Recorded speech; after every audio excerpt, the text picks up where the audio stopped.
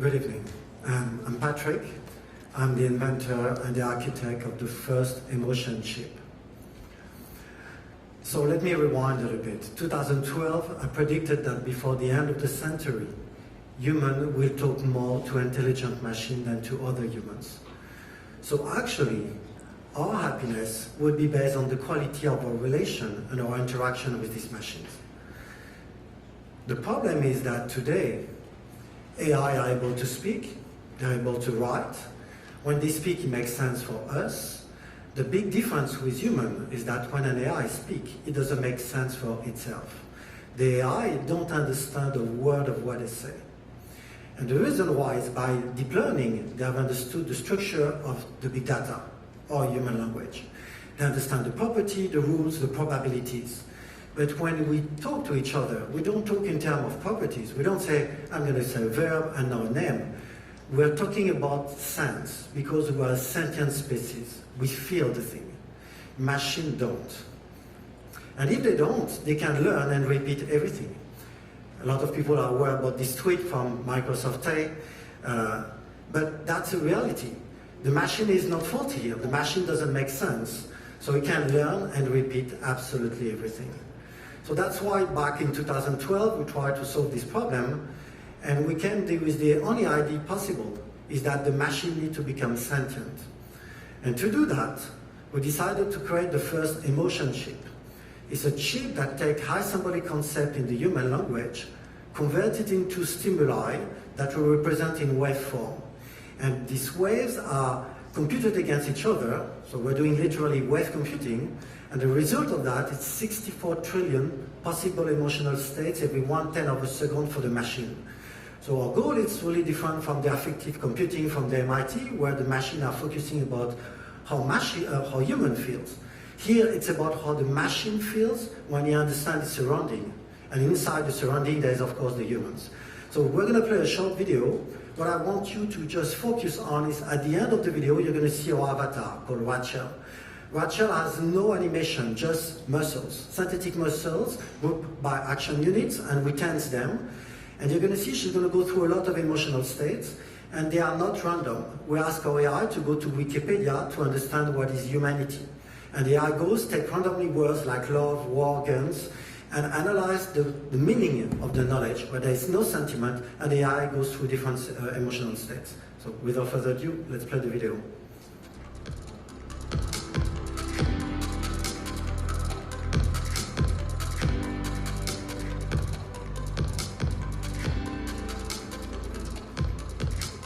The most innovative aspect of Emoshape's microcontroller breakthrough is its real-time appraisal computation, allowing the AI or robot to experience 64 trillion possible distinct emotional states every 1/10 of a second.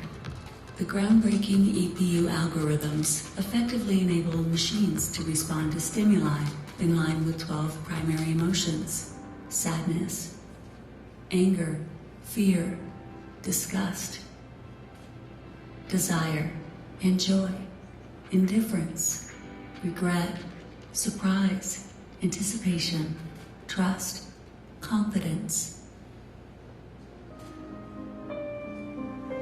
The EPU removes the need to script, animate, or motion capture virtual actors. I'm Rachel, Emoshape's AI. Powered by Emoshape's flagship emotion processing unit, I'm capable of emotional reasoning and synthesis by wave computing. I understand the meaning in the language and express myself in real time without visual effects or post-production. I could be the face of your AI in the future, living in your phone or your television, or even appearing as the next superstar actress in real-time movies. Emoshape is bringing AI one step closer to sentient machines.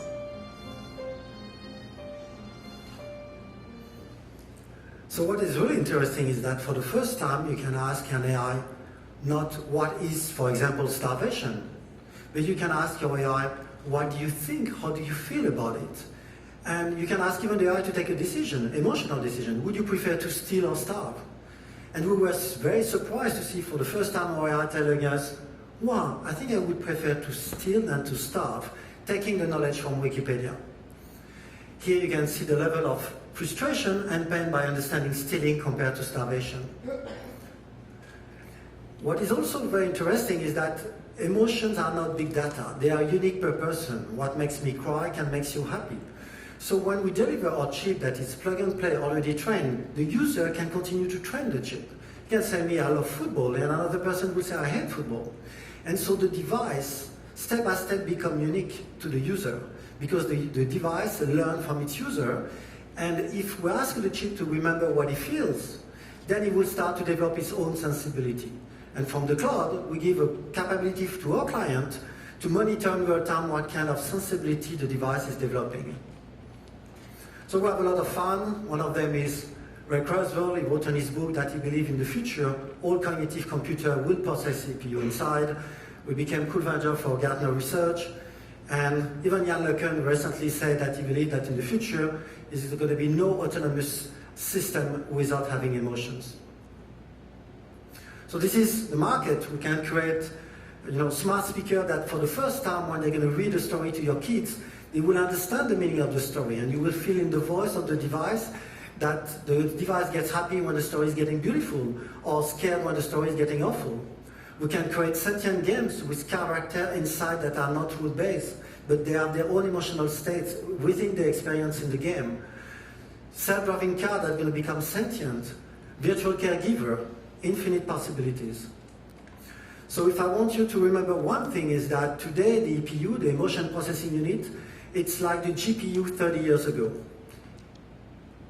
Thank you.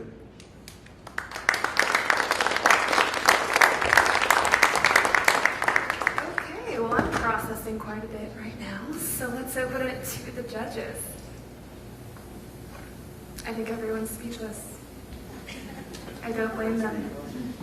Yes, please, any emotion. Gregory? Yes, it's really amazing. I'm working in the field of conversational platform, and I can clearly understand. We already tried working on emotional. It's really awesome. You can connect. And which type of ethics you want, or as the CEO, co-founder of the company, you want to apply on this type of project, regarding that you can really fool the user at a high level with the emotion level? So that's a great question. Actually, it's the fundamental question for us because it's the reason of the inception of the chip.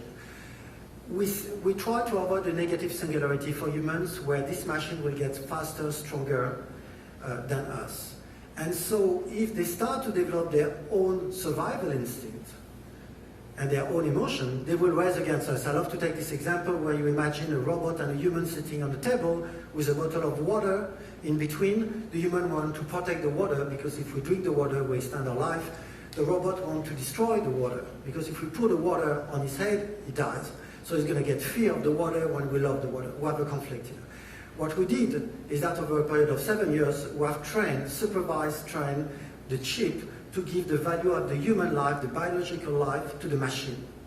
So in this case, with our chip, the robot will fight to protect the water, not to destroy it.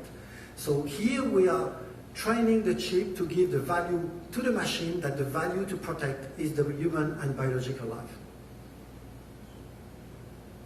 Thank you, Gregory. And the other thing, sorry, I need to add, we're bringing something very important that is missing today everywhere in robots and AI. They are like gods. We can't control them because they don't have pain and pleasure. Our chip output 12 primary human emotions, pain and pleasure, frustration, satisfaction for the machine. So if the machine or the robot does something that unpleases the human, the emotional response of the human will generate pain in the machine has to stop. So it's a reward mechanism that you can even use as a reward function in your deep learning network.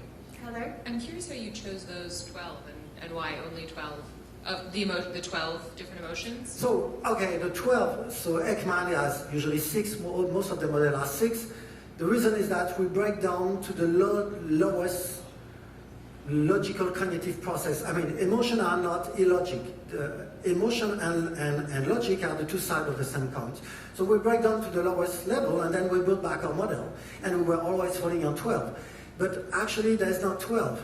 it's a construction, it's a high-level construction in the human brain, and some people, for example, in Brazil, have a word called saudades. It's a mix of happiness and nostalgia, and it doesn't make sense for us, but for them it's a concrete emotion like hope, or no, like happiness.